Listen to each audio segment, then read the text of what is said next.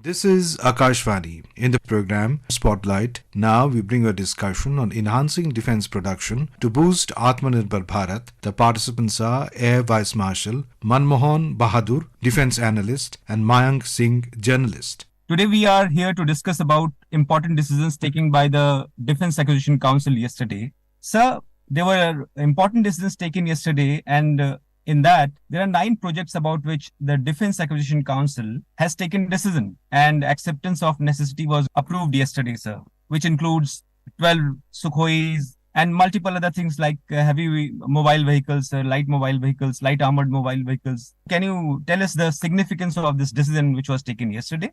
The Defense Acquisition Council meeting approves the requests of the armed forces and the Coast Guard. So the approval which has been given is a preliminary approval that yes, the government agrees with what the services have put up to the government, saying they want to acquire this capability by spending so much of money on so and so equipment and capability. So when the acceptance of necessity is given, it means the government accepts your request. So the request which has been approved yesterday is almost 45,000 crores, which includes 12 Sukhois Mark 1 additional to the 220 or so, which the Indian Air Force already has. And then, as you said, missiles, light armored multipurpose vehicles, surveillance and targeting systems, survey ships, etc. Basically, the modernization of the armed forces which is underway. So when the DAC approves something,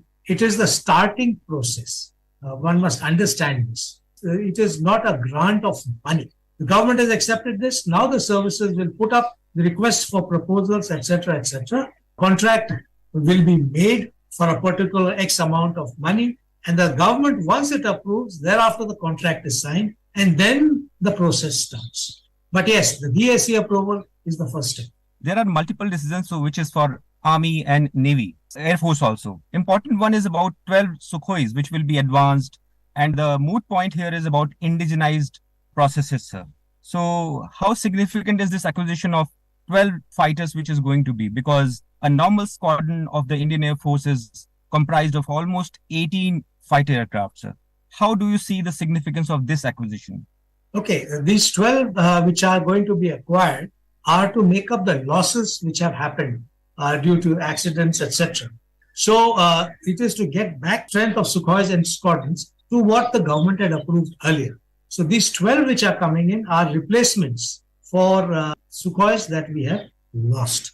That effectively means that the squadron strength or squadrons who had lost certain Sukhois will be back to their projected strength. So you mean to say this is going to make up for the losses which were made, which happened because of the accidents which took place, sir. And the significant part which has been there is that it is all going to be IDDM, indigenization goal, sir. One must be clear. The Sukhois which are coming in is like sort of a repeat order with the HAL. So it would not come under the Buy Indian IDDM, because IDDM stands for indigenously designed and developed and manufactured. So the Sukhoi comes under a different class. The IDDM acquisitions which have been accepted yesterday, as also certain Buy Indian which are there, fall under a different category. And those are where we are talking about the missile systems, the Dhruvastra air-to-ground surface missile for the Dhruv helicopter. So that is where the IDDM comes in, which is the Dhruvastra is going to be in the ALH Mark 4 and the integrated surveillance and targeting systems to meet the requirements of the mechanized forces of the army. So these all would be under the IDDM category. There are projects like light armored multipurpose vehicle, and then there is, you said, integrated surveillance and targeting system. And DSC has also approved for high mobility vehicle, which is going to be used for the artillery guns, sir. This is all army, if you see, sir.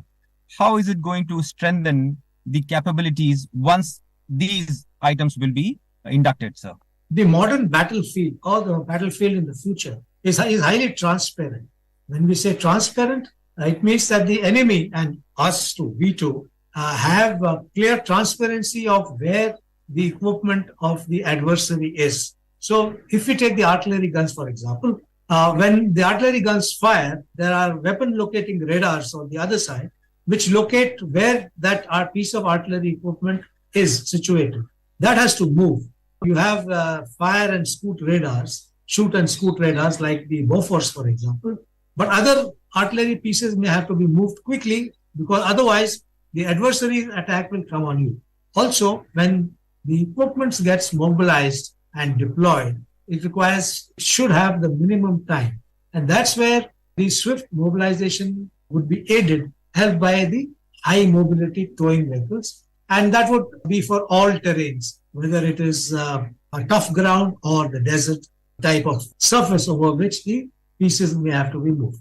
Understanding from what you said, AVM Bahadur, it also means it will increase the survivability of the Indian Army's equipment, sir. Talking about another important aspect which was discussed during the Defense Acquisition Council yesterday, in which it was talked about the indigenization process, the percentage of items which are procured from India. And here the Defense Minister Rajnath Singh discussed about, and he said, rather than a threshold of 50% indigenous content for IDDM project, as we were talking about, we should aim for a minimum 60 to 65% indigenous content, which means he's saying that let us gradually increase the indigenous content.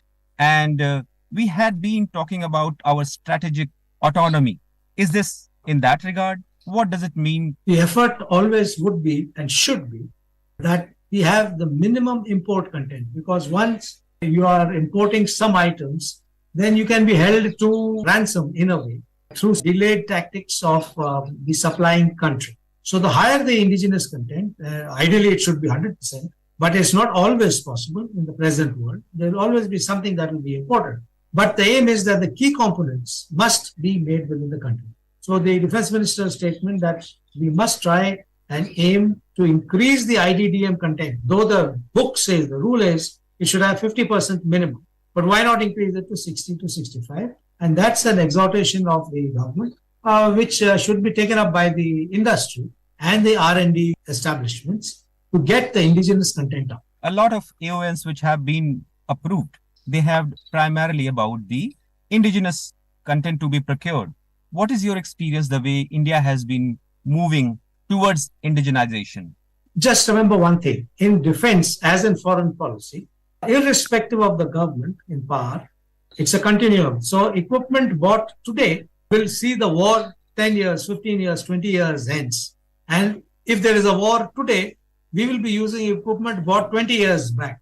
So it is a continuum that exists and should exist in the defense policy and policies which are there as part of getting indigenization and the equipment and acquisitions going.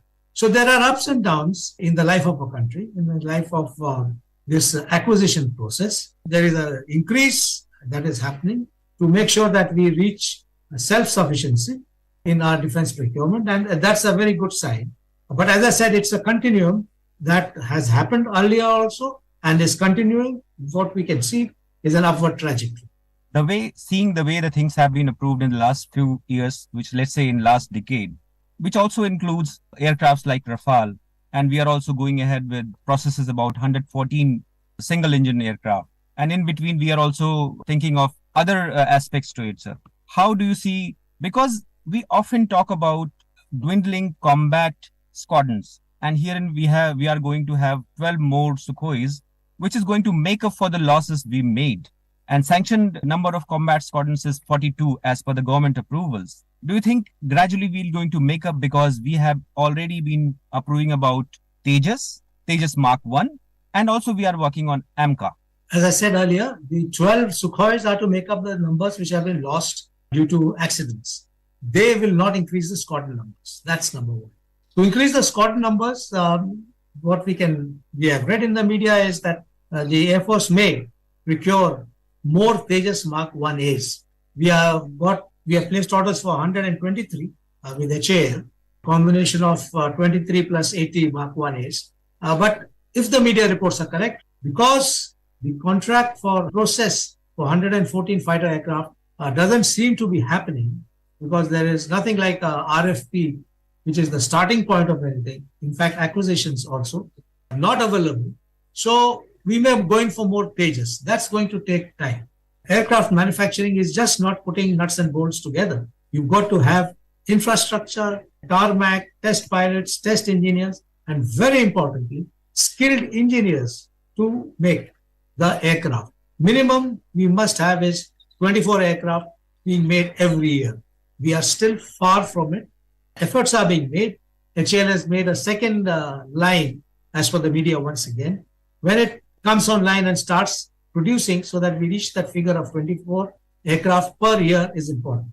Going ahead with what you are saying and analyzing these, there are steps which have been taken, which is like LCA, which is also an indigenous aircraft, light combat aircraft. Also in that regard, an engine agreement has been made with the US about the engines. So maybe what you are saying, it is going to increase the process of manufacturing. So in the last few years, there has been all-round acquisitions, whether if you see this particular DAC clearance, it is about missile, it is about vehicles on ground, it is about aircraft. The plan is to bring out a wholesome development of the entire armed forces, which includes the Indian Coast Guard. So seeing that, what do you have to say? The way the things are going ahead, the way the budgets are increasing every year, the way the R&D budget has also been increased, if you see.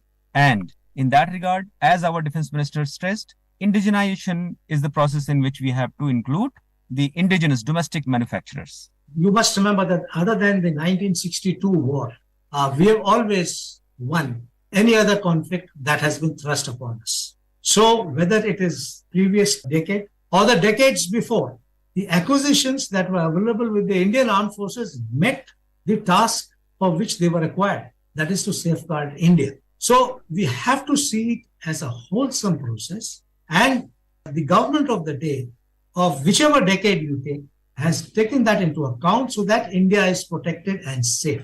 This is what I would like to say with respect to the acquisitions that have happened over the previous year. There has been a sharp increase in the aim that we import less and make equipment within the country. That is something good which has happened in the past 2 decades. And it's good to see that more steps are being taken by having negative lists and positive lists. And when we're talking of import of equipment, certain equipment, to have this going such that, and also, as you rightly said, the laying out of certain elements of the budget, which will be used to buy equipment only from indigenous sources. 1 lakh crore, if I remember correctly, is the figure for this particular year, which is good and should only be increased further in the coming budget, which is going to come.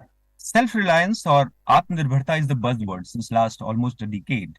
And it is a focused goal with which the government has been working. As you say, it is a very positive aspect of it. And as our former chiefs and all the strategic experts have been saying, that unless we produce our own indigenous equipment and our armed forces are generally equipped by the indigenous equipment, it is good for strategic autonomy. What do you have to comment, sir? Oh, yes, absolutely. We don't have to go far back. When we had Pokhran 2, our nuclear explosion in 1998, sanctions were imposed upon us. And so many of our equipment was grounded because of the sanctions, and we wouldn't get the spare parts. That means we didn't have the strategic autonomy. And that will only come when we have the key to all the vital equipments that we require.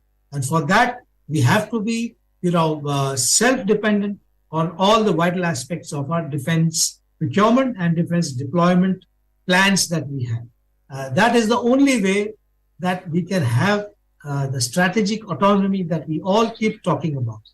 It's still a long way to go because there are so many vital pieces of equipment that are still imported from abroad. You cannot get indigenization done within a decade. It takes decades. So while the services would like to modernize as on today, but indigenization takes decades. So it has to be a good mix of the two, of the imports and indigenous production, with the imports reducing as the time goes. Thank you for your valuable time. Thank you. Jai Hind. You were listening to a discussion on enhancing defense production to boost Atma Nirbhar Bharat. The participants were Air Vice Marshal Manmohan Bahadur, defense analyst, and Mayank Singh, journalist. This program was produced and presented by the News Services Division of Akashvani. You can listen to it on a mobile app, News on AIR. This program is also available on our YouTube channel, News on AIR Official.